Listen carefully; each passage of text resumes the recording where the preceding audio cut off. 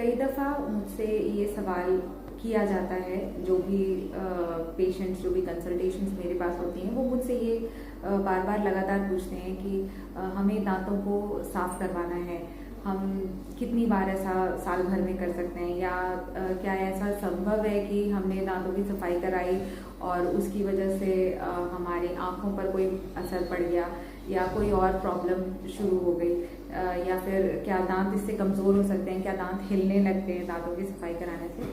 तो of course इसके बहुत सारे पैरामीटर्स हैं जवाब के। आज के इस वीडियो में हम ये फाइंड आउट करने की कोशिश करेंगे।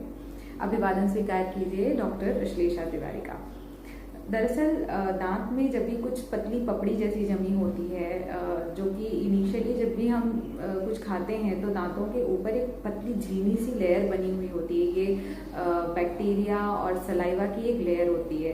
यदि इसे हम भोजन करने के बाद देखें तो एक लेयर जिसे हम प्लाक के तौर पर जानते हैं, जो कि एक पतली सी झिल्ली सी लेयर होती है जो अब हमको दिखने लगती है। मटीरिया आल्बा की जो लेयर होती है, जो कि हमें खाने के साथ मिश्रण वाली जो लेयर होती है दांत के ऊपर हमें दिखती है। तो ऐसी स्थिति में यदि ये लेयर काफ़ी दिनों तक बनी रह गई और इसे हमने अच्छे से ब्रश करके नहीं निकाला, तो पॉसिबिलिटी ये होने वाली है कि फंगल लेयर में तब्दील हो जाएगी और दांतों के ऊपर चिपकी रहेगी। और यदि इसे भी रिमूव नहीं किया गया समय रहते तो वो एक मोटी पीली या हल्की ग्रेइश ग्रीनिश कलर की एक ऐसी स्टोनी लेयर में परिवर्तित होकर आपके दांतों के आसपास जम सकती है, जिसे हम कैलकुलस कहेंगे। तो अब जो ये कैलकुलस है, ये आपके दांत और मसूड़ों के साथ संपर्क में रहेगा, जमा रहेगा और इंटीग्रेटेड होल पर ये आपके आगे आने वाले जो लाइफ ड्यूरेशंस हैं उनमें इसके जो बैक्टीरिया और फंगस और वायरल जो लोड है वो और बढ़ता चला जाएगा, और इसकी वजह से जो मसूड़े हैं उनमें इन्फेक्शन शुरू हो जाएगा, जिन्हें हम मसूड़ों की सूजन, या आमतौर पर हम देखते हैं जो पायरिया में होता है जिसमें मसूड़ों से खून निकलने लगता है, या हम कुछ खा रहे हैं, चबा रहे हैं, या अक्सर ब्रश कर रहे हैं तो हमें मसूड़ों से खून निकलने की समस्या का सामना करना पड़ता है। हमने ऐसा ऑब्जर्व किया है। तो अब ये हम देखते हैं कि ऐसी स्थिति में जब मसूड़ों के ऊपर कुछ जम गया है या दांतों के ऊपर कुछ जम गया है, यदि ऐसी स्थिति को बहुत सारे सालों तक बस बना रहने दिया जाए तो आपकी जो पायरिया का ग्रेड है वो आगे आगे करके बढ़ता रहेगा। ग्रेड 1 से ग्रेड 2, ग्रेड 3, ग्रेड 4 पर जा रहा है। तो ऐसी स्थिति में आपके दांतों की जड़ से, आपके दांतों की जड़ की हड्डी के पकड़ से जो पकड़ थी वो छूटने लगेगी, क्योंकि कैलकुलस यानी कि जो वो मोटी परत है उसकी वजह से आपके मसूड़ों की जो क्षमता है वो क्षीण हो रही है आपके दांतों को होल्ड करने की।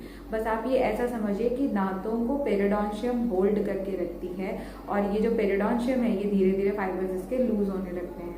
तो जब ऐसी स्थिति में यानी कि ग्रेड 3 या ग्रेड 4 की स्थिति में अब जब आपको ऐसा लगता है कि ओह ये तो कुछ गड़बड़ हो रहा है या मुझसे बहुत बदबू आ रही है, तो चलो एक स्केलिंग करने के लिए चलते हैं, यानी कि मुंह की सफाई करवाई, तो आपको दांतों के हिलने का संभवतः चांस है और आपको ये पकड़ में आ सकती है। क्या ऐसी स्थिति से बचा जा सकता है? तो prevention is better than cure. हाँ, आप सीधा जब आप ब्रश करते हैं तो आप अच्छे जो ब्रशिंग टेक्निक है, आपके डेंटल डॉक्टर्स आपको आपके दांतों के हिसाब के जैसा अरेंजमेंट है वैसा आपको बता देंगे।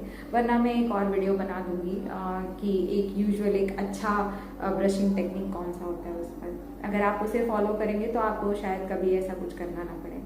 दूसरा, ब्रश आपके बहुत अच्छे होने चाहिए, तो ये प्रिवेंशन में आता है। तीसरा, ट्रीटमेंट प्रोटोकॉल में यदि आप इनिशियली देख रहे हैं कि दांतों के ऊपर यदि थोड़ी सी भी पतली सी मोटी कोई एक पत्थर वाली लेयर जमी हुई है तो उसे तुरंत जाके डेंटल डॉक्टर्स को दिखाएं, वो आपका इलाज शुरू कर देंगे। और यदि उस स्टेज में आपकी क्लीनिंग, स्केलिंग या प्रोफाइलैक्सिस, जिन्हें हम अलग अलग भाषा में, वो सेम चीज़ें हम अलग अलग मेडिकल टर्मिनोलॉजी में आपको समझाते हैं, वो अगर वो कर देते हैं तो आपको ऐसी कोई परेशानी का सामना नहीं करना पड़ेगा। आइडियल रूटीन जो आपके ब्रशिंग रूल्स एंड रेगुलेशन में फॉलो होता है, वो पहला है कि आपका ब्रश बेहद सॉफ्ट होना चाहिए, और यदि ब्रश के ब्रिसल्स थोड़े से भी एक्सपैंड हो रहे हैं तो आप उन्हें डिस्कार्ड कर दीजिए और आप एक नया टूथब्रश लेकर आ जाइए।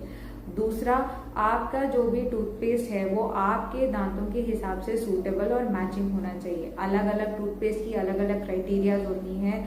डॉक्टर्स आपको आपके दांतों के मैच के हिसाब से अलग अलग मेडिकेटेड टूथपेस्ट दे सकते हैं। वरना यदि आप एक जनरल टूथपेस्ट का इस्तेमाल कर रहे हैं तो भी आप ये चीज़ का ध्यान दीजिए कि वो आपके दांतों को सूट कर रहे हैं। इसके ऊपर मैं एक अलग डिटेल में वीडियो बना दूंगी। तीसरा, आपके दांतों के साथ साथ आपके जिह्वा यानी कि जीभ की सफाई होनी बेहद ज़रूरी है और मसूड़ों पर थोड़ा सा मस्कुलर मसाज करते रहना चाहिए। उससे एक जो एक्सरसाइज एक फॉर्मेट बना रहता है हेल्दी गम्स का, वो भी सही रहेगा। चौथा, एक माउथ वॉश या एक गार्गल बेहद ज़रूरी है। मैं ये नहीं कहती कि आपको रोज़ करना चाहिए, मगर कुछ मिनट आप अपने दिन का आप स्पेंड ज़रूर कर सकते हैं। एक नॉर्मल क्लोरेक्सिडिन ग्लूकोनेट जो mouth wash over the counter आपको मिलता है किसी भी मेडिकल स्टोर में, वो आप उसे यूज़ कर सकते हैं।